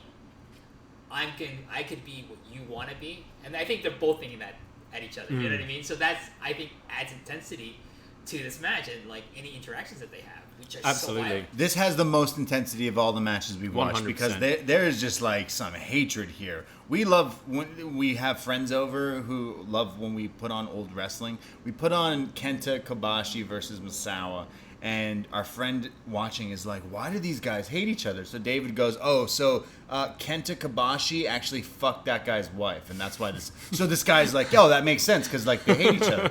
I don't know. That's why they're dropping him on his head. Yeah, so in the parallel universe, I don't know whose man someone smashed here, but they're like, they do not like each other. This is just pure hatred. And like I mentioned, Hana Kimura already has this aggressive side. She's hitting these forearms and axe kicks like early on in this match. Oh, yeah. Because she's just like, fuck you, like spitting on her. I'd love it. Julia comes back with this big pump kick which sends Kimura to the outside and then starts throwing chairs at her. They're fighting through the stands. And then Julia does this huge run-up at Korakuen Hall, running towards... We've seen like Hiromu do this, Hiromu. where he runs and does the drop kick. She's charging at Hana, but Hana just swings for the fences with a steel chair, stopping her in her tracks. This bit actually made me laugh, but it was great. I'm like, why do you hate each other so mad. much? They're back in the ring, and they start like slapping each other and going for each other's throats. Like there's a bit where they're both simultaneously choking each other, and then we get a headbutt from Hana, a headbutt from Julia, and then another big headbutt from Hana, knocking both down. They slowly get back up and start delivering Yakuza kicks to each other. And then Julia catches Hana in Hana's own move. It's that kind of octopus stretch, The Cobra double twist. armbar, the Cobra twist. But Hana manages to make it to the ropes. This time Hana locks in the double armbar, transitions into a cross arm breaker, but Julia makes it to the ropes. Hana then follows up with a missile drop kick. And then Julia hits this like hammerlock sidewalk slam, but Hana manages to roll her up right away for a 2 count. We then get another headbutt from Kimura, and then the Cobra twist is applied again. Hana goes for the package pile driver, but Julia escapes and then hits like a hammerlock tombstone pile driver. What is this? It's a key lock, hammerlock, tombstone. It's one of her like big moves. Yeah, like, I've seen her do with it. With a lesser opponent, she would finish them off. So it's Yeah. like the Yeah. 1, 2, 3. This is a But sick this move. is, so she does it right by the ropes, and Julia like realizes how close to the ropes Hana is, so hooks both legs, but clearly is exhausted from the match because doesn't have the strength to like hold both back, and one of the legs falls down, thus causing a rope break, which is great. You said this is one of her finishers, Yeah. and like Hana doesn't like grab Kick the out. rope or kick out or anything. It's just her a legs mistake made fall on by it. Julia. It's a mistake. Yeah. We then get Julia applying this sort of STF and then pulls Hana back and is bending her like a kind of surfboard across the knees while applying this STF. But that's when we hear the bell ring. What? And it's a 15-minute time limit draw. And after the match, they're still going at each other. They're giving, they're like pulling each other's hair. They're getting pulled back. And then eventually they're kind of stood up. They're separated. Julia's like, that, like, fair game. Like, Yeah. that was a good fight. Puts her hand out. And Kimura like slaps it away and does this smile, and Julia's like, it's almost like this look where, oh, we're gonna go at this again. But then Hana like puts her fist out and gives her a little fist bump as well. I love the ending because it's like Kimura's going like, I'm still a dick, I still don't hate you, but like I still hate you, but good game. Yeah. This was fantastic. I Yeah. loved this match. You said 15 minutes. There was a draw on this for 15 minutes. And, like, yeah, this was front to back. Packed. They had 15 minutes, and it had a whole story. Again, I didn't need to know a story of this. I just know they hate each other so much. They're punching each other. Their elbows, the boots to the head, the spitting, the... Just, like, even Julie is the good guy clearly, but like doing these powerful moves, knowing I got to take you out, and that leg spot was awesome with the rope break. I really love this match. Yeah, I mean, it's for me again. I know the context of like Julia's entry into Stardom and like the start of her rivalry with Hana Kimura, and so like I had that context. I love this match because it's a time limit draw. It's a 15-minute time limit draw. It's their first ever singles match. It's the promise of what was supposed to come, you know, and it's the promise of like where Stardom wants to go with these two and other wrestlers that they have on deck to be the generation that's going to lead them to like another level for not only Stardom but also for Joshi in general. I felt in Japan, so you know, like it was just a kind of like a perfect storm of different elements coming together in this match. I felt, and I love it. I gave it like 4 3/4. That's what I gave. Yeah, honestly, I loved it. Yeah, like this one out of all of them was the most aggressive from Hana, where she's going around with the different moves that I've now known from watching. You know, if we do these matches where we're watching like compilations of certain people, you see their 5 moves of doom, you see the spots they lean on and their stuff. But here, she's like emptying the gas right away. Like, I'm gonna kick you in the head right now. I'm not gonna wait till later when I'm gonna do it right now. It's like the evolution of her, like, so different. It's very this was the most, for 15 minutes straight I was like super sucked into this, and I didn't know it had the 15-minute time limit, and boy was I pissed.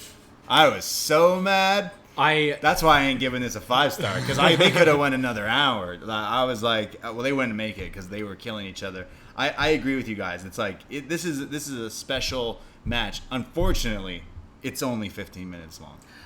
I don't feel it's unfortunate. I don't think I think you can have an epic without being more than 20 minutes or 15. That's fair. Like, yeah. This wasn't an epic per se. Yeah. It's the start. It's special Of what's gonna come Yeah. later. You know, what was supposed to come later. Right. But I think they pack more into these 15 minutes than like you'll see in like recent New Japan matches that go like fucking Evil. 35 minutes. Like, not even Evil. I'm not gonna pick on fucking Evil. Like some other wrestlers, like, it's like, why is this match so fucking long? It's like, it could have been 22 minutes, but it's like 37. It's like, there's no point. This is 15 minutes, but like 15 minutes of like no fat. It's all muscle. Yeah. You know what I mean? And it's all you need. That's the, I'm fine, and I'm the same with films and TV. Like, you can have a 3-hour film that breezes by, because for me every single scene feels important and is entertaining. Like, similarly, we can watch Samurai Cop, which is only 90 minutes, and it felt a lot longer because it was the same scene over and over that is again. A terrible, badly acted, and Brandon from New Jersey. Oh, why aren't I surprised? But yeah, it's like, I can enjoy matches that go an hour if it's just filled with stuff, and like stuff is always happening, and the story's always progressing. Similarly, like this 15-minute match, so much happens, and it being that kind of first singles match, the draw makes complete sense, because you go, oh, I know we're going to see this again. We need to run the rematch. We need to run it, and then we need to go, well, let's do it a 30-minute time limit or whatever. Yeah, exactly. Did that? I mean, obviously, the rivalry was cut short with Hannah's passing, but did they have any other singles matches after this? Off the top of my head, I can't tell you. Right, okay. There I can look. are lots of interactions that these two had. Yeah. In the time, like, when Julia arrived and before Hannah's passing.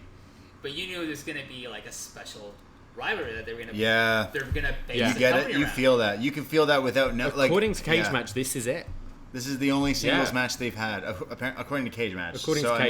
But we've watched a lot of Julia around this from last year and this time frame, and I agree with both of you. I'm like, oh, just the look of her, she looks like the superstar. Like she could be a main event player in WWE. She rocks the shaved head as well. Yeah, like, yeah, I think 100%. Now, like, we talk of evolution. Like, this is the new like age of Julia as well, and it still works. But yeah, like Julia, to me, I feel like it's someone to watch, because we'll be talking about her, whether it be NXT, WWE, or just the superstar of Stardom. I hope she does, because of these kinds of matches.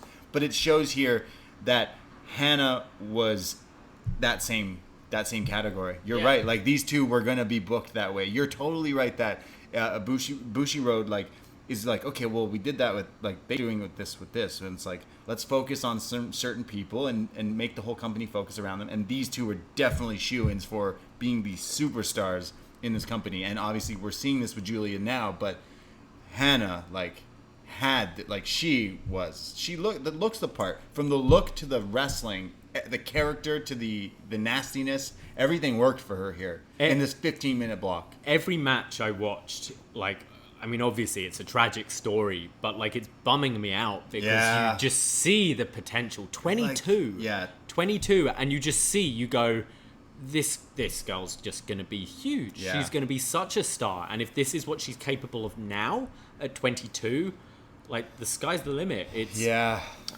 So it did get me like a little down watching some of these, but I want to go and watch more, and just more Joshi in general. Yeah, definitely more Joshi in general, but it definitely bummed me out watching these going, holy shit, like Hana Kimura was someone I overlooked because I don't watch a lot of this wrestling. Now I'm totally like invested in it, but again, it's the look, don't what is the don't judge a book by its cover, because this cute little girl with pink hair and rave gear will fucking come out and put on bangers. I'm going to make the comparison again to the current NXT champion of Karrion Kross, who looks like a complete badass, a scary big fucking dude who, when he gets in the ring, I don't buy at all. When I watch this, I'm like, I want to see more. 15 minutes was not enough. I want to see you go out and have like Iron Man, ultimate submission matches and all this shit. The sky was the limit, and I'm sad that we don't get to see more of her now. It's interesting because her being on Terrace House, which I would say, and like I think a lot of people have the same sentiment, led to her death. The way the producers filmed her, the way the producers wrote her on this, presented her, yeah. Well, why would you say that? Because like it was, for those who don't know, it's a reality show where she was portrayed as a bad person, like a heel, a bully, because she's a wrestler. That's part of it. But this led to a massive amount of cyberbullying backlash from Terrace House fans against her, and this is also in the midst of the start of the pandemic. So people, she can't go out. Like, she's staying home, and she's not able to get support from her loved ones, her friends, and other people. I really feel like if the timing was different in a lot of different ways, I like to think that like her friends would have come over, like, and just helped her deal with like the trauma of all the bullying that she suffered because of being on Terrace House. But the thing about being on Terrace House that I think people have to remember is like, they, like, I gotta assume Bushiroad was like, yeah, we want her on Terrace House because it's gonna make her a mainstream bigger star, main star, and we're gonna make her a bigger star because of it. But it had the opposite effect, I'm afraid.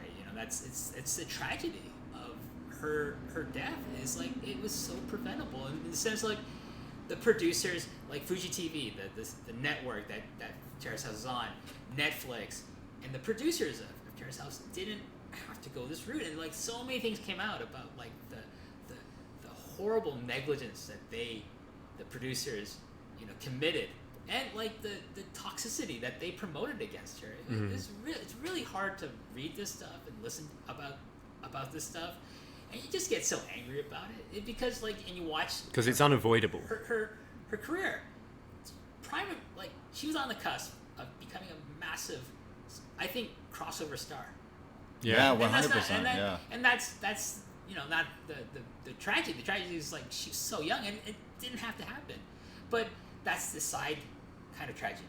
It's like, and I think she would have excelled in it. I think she would have raised, the profile of people of her background, of mixed ethnicity in Japan, and which is always a struggle. Like, anyone who's of mixed ethnicity, even if they're famous sports stars, Naomi Osaka is another example. Right. They suffer so much shit from like fucking mainstream Japanese society, like, and mainstream Japanese media. It's really sad. I'm not saying like everyone in Japan is like, they're not, but the mainstream, especially the media, sure, and the establishment. Like, when we say establishment, like the older people, right? As they was like ingrained in their ways.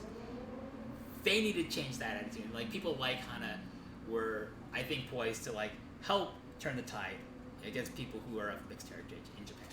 Yeah. That's definitely true, and it's not something you would think about. I'm not very familiar with this show. The only reason I know it is because there's a wrestler who's on it, and I know a lot of other wrestling fans are secretly watch this show. Wei Ting, he's talked about it. That's why I know about it. And a few of my friends are like, "Oh, I heard him talk about the show. I'm obsessed with the show." I've watched some clips of it, never really watched full episodes, but I'm not too big into reality TV shows in general, but watching that and hearing and reading all these news articles, just Googling Hana Kimura, all the stuff comes up is not these matches. It's all the sad stories about her passing last I think year. as well, 22 is so young and Way too young. Like, I think back, like, I keep on saying about, I wish I, like, trained to be an actor when I was older.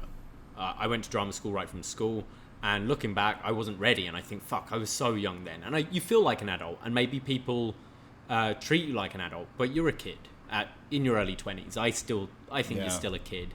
And to kind of, it's enough pressure already being one of the focal stars of a wrestling promotion, and then having on top of that kind of being a focus on this TV show that isn't just watched in Japan, it's on Netflix. It's worldwide.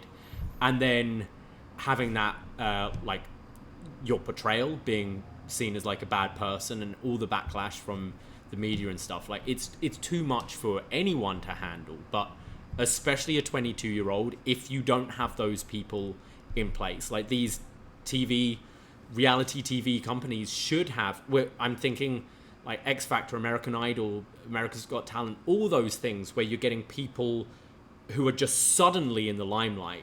You need people there to protect them. Yeah.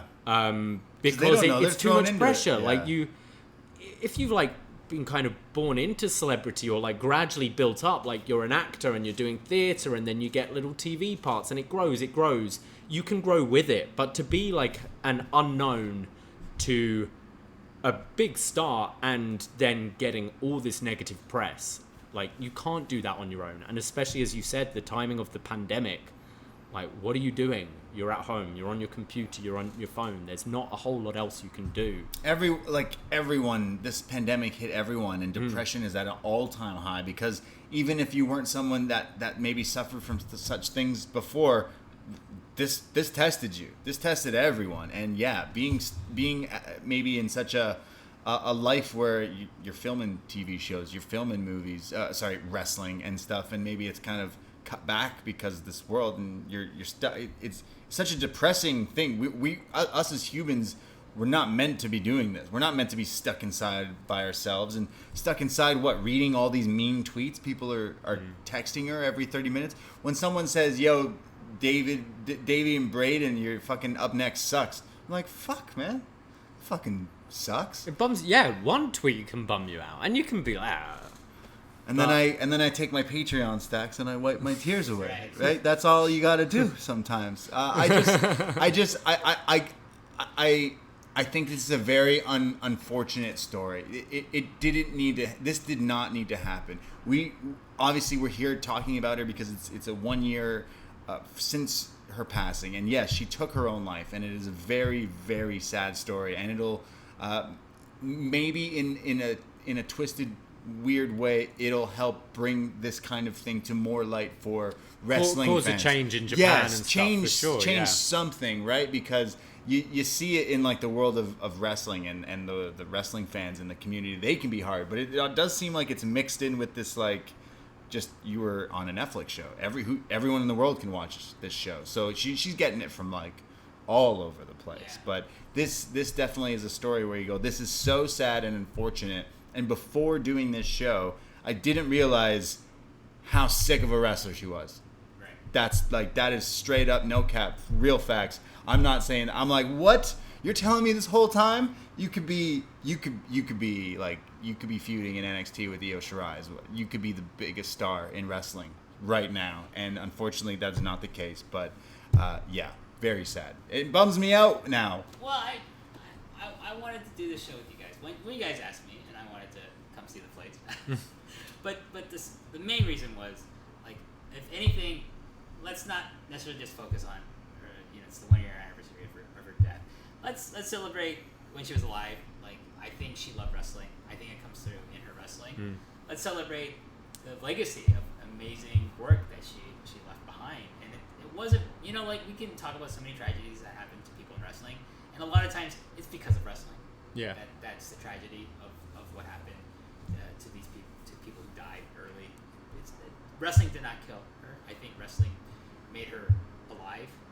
Something that her mother did. Because she's very close to her mother, she followed in the footsteps of something that, you know, she loved because of her mom, I think, and that she was good at, and that she became better at, and that she was going to be rewarded with you know, a push, with success, with high profile, like as a star, and maybe be inspiration to other people, especially maybe younger girls, you know. So I think that's something she took really to heart, you know, and I want to remember that part of her more than her death, you know. 100%. Yeah, that's why we did this. This is a celebration. We're celebrating of what what she did, and we didn't really glance on the Terrace House stuff because it's not for me personally, but she was a badass wrestler, and I mentioned all these matches since her passing. Stardom is plucked some of these matches and put them on their YouTube and stuff, and the views are high up because a lot of people didn't know who she was before,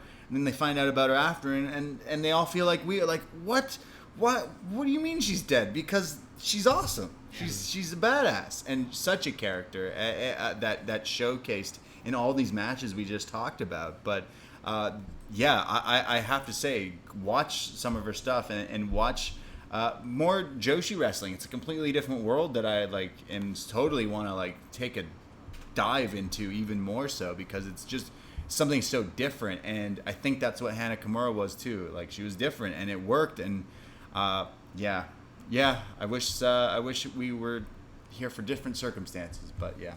Well, we've got to make it official. I think we're all on the same page with this one, but the show is called Best Match Ever. This is true. So Hana Kimura, Best Match Ever.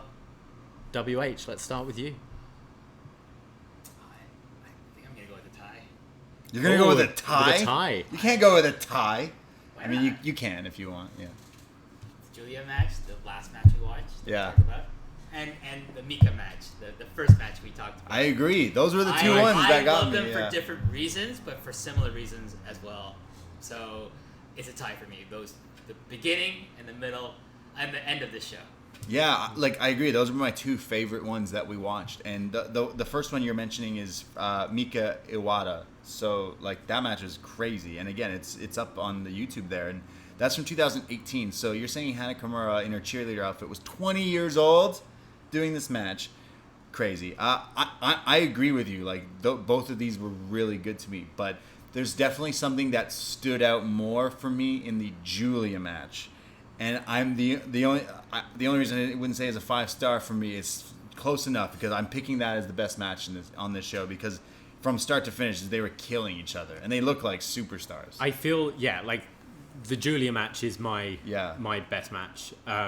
She spit in her face. I gave it a 4.75 because you feel like the next one will be the 5-star. You know, you want to you have room, and you feel this is chapter 1 of what should be this epic, and you feel like that kind of 30-minute match will be like, or like no time limit or whatever, like will be that match. But that's my favorite. But I got to give a shout out to a top rope choke slam through a table. It was. Come on now. Wasn't expecting to see that on this show. And I'll forever kick myself that we decided to get super lit instead of watching her live at Madison Square Garden. Yeah, we came in during the Battle Royal, didn't we? We came in when Liger entered. We showed up. That was the first thing we seen in MSG was Liger coming out to his song. We sat down at our seats, and we're like, holy shit, Liger's coming out. And then Muda comes out. So I was pretty happy. But now I'm like, I do wish I got to see her, especially in Madison Square Garden. But yeah, so we kind of are all on the same page. We like the Julia match. You clearly love the other one as well, but you love the Julia stuff too. I loved it as well. It's just it's a tie for me for different reasons, but like I said, for the same reasons as well.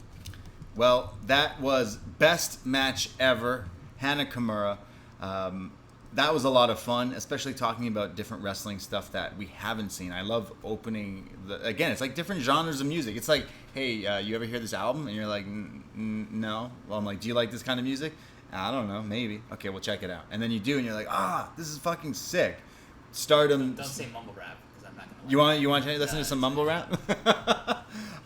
You're more of like a '90s like hardcore like gangster rap. I don't know. No, man. I'm like, what was my favorite hip hop group when I was big into hip hop? U2. No, I love U2. I know. No, De La Soul. De La Soul, yeah, they're sick. Hip hop sensation John Mayer. I think it's great that you can go into different like avenues, and pro wrestling. Obviously, like for me, I love pro wrestling and podcasting and UpNXT and everything is because we create this like community of friends that are like watch this and check this out and like talking about different stuff. Like someone who tunes into this Twitch stream or this podcast could have no idea what the fuck we were just talking about for like 2 hours, but it's like it's fun and it's awesome. I highly recommend people checking out all of the stuff we talked about from Hana Kimura today, especially if it's free on YouTube and all that, because like why aren't you watching it? Yeah, WH, I hope we can watch some more Joshi wrestling or some just wrestling in general, because that was so much fun. You clearly know a lot about your wrestling.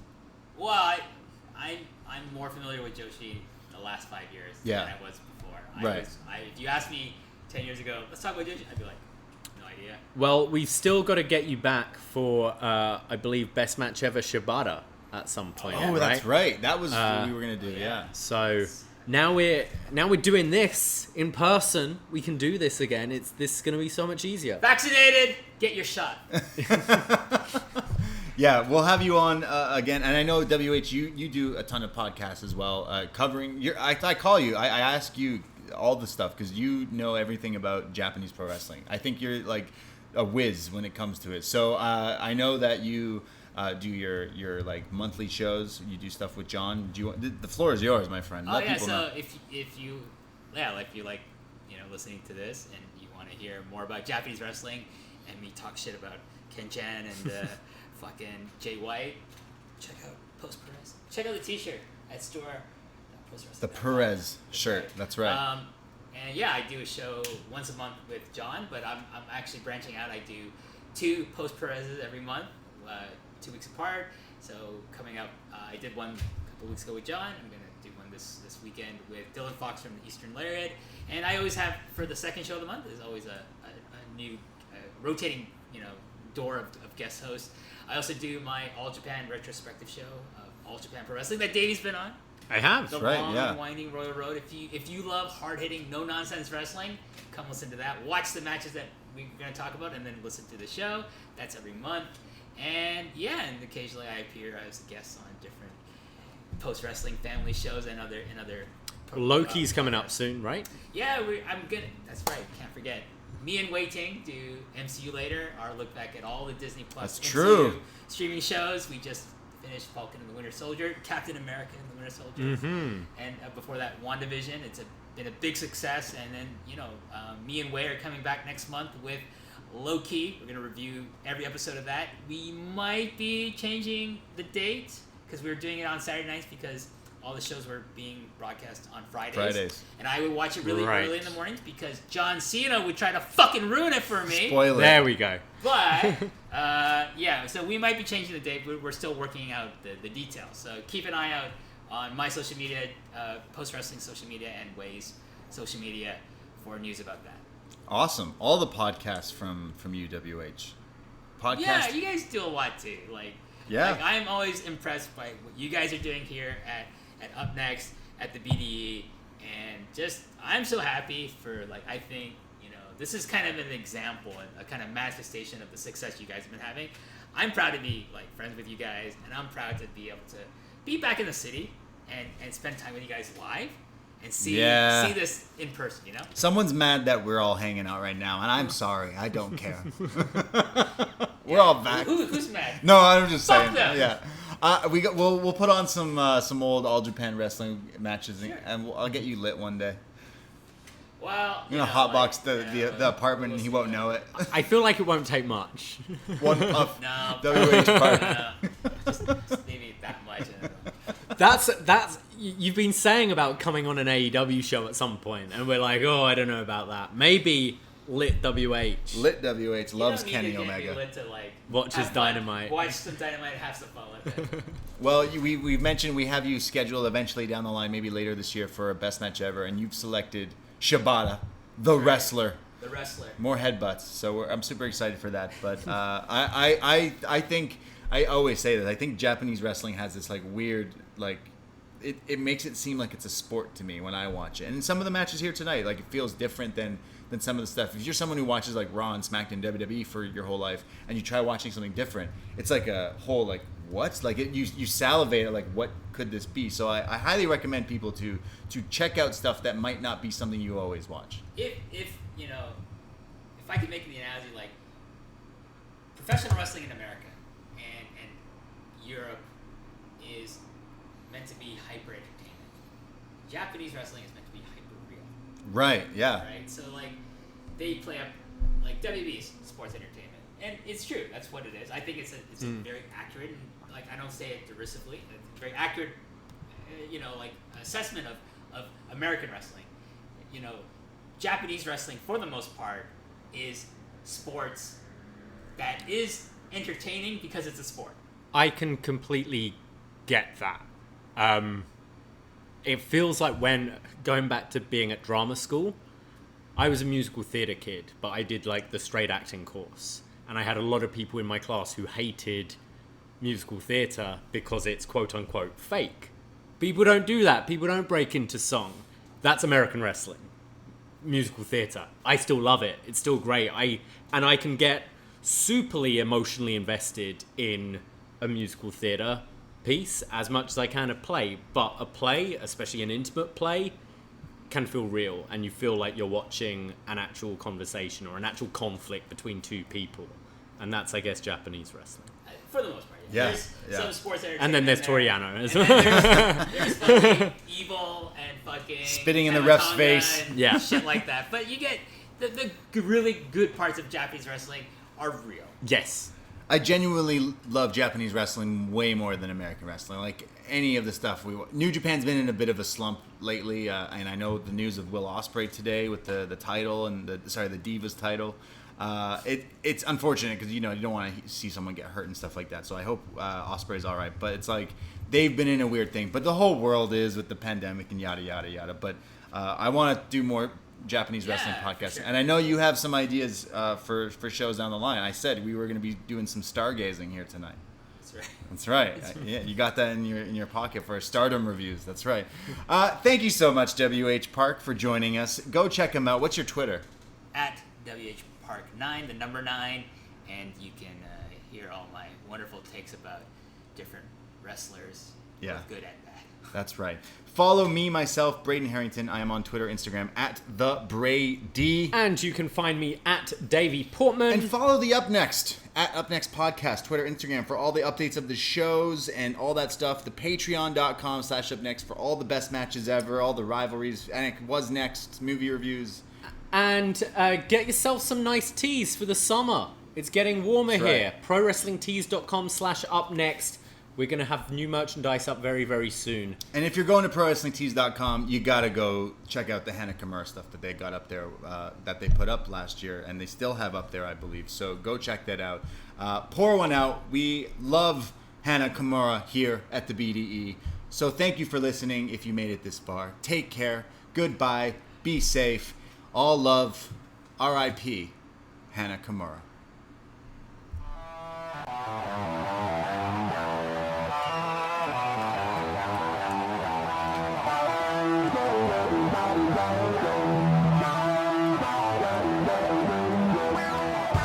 First time in a long time, but back like I never left.